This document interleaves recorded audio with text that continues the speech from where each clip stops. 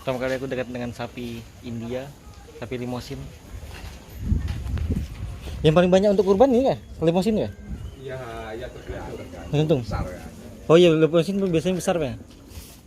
Ini yang paling terkenal sih. Ini masih berumur 1,5 tahun. Oh, ini masih baru 1 tahun, Pak.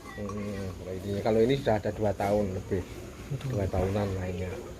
Kalau ini yang 1,5 tahun masih muda betul. Kalau untuk korban ini belum bisa. Belum bisa. Karena umurnya masih 1 tahun. Tapi yang paling terkenal limosin sih kayaknya. Ya. Kalau kurban kan sapinya limosin gitu, Pak. Sapi perah, sapi hitam. Tapi kayaknya lebih besar. Ini berapa tahun, Pak? Ini sudah 2 tahun. 2 tahun. Ini lebih besar sih. Si mental dari Swiss. Kalau lihat peternakan sapi di Swiss macam ini sapinya. Sapi dari Swiss. Walaupun aku belum pernah ke Swiss, tapi aku sudah pernah lihat sapinya. Sapi dari Swiss.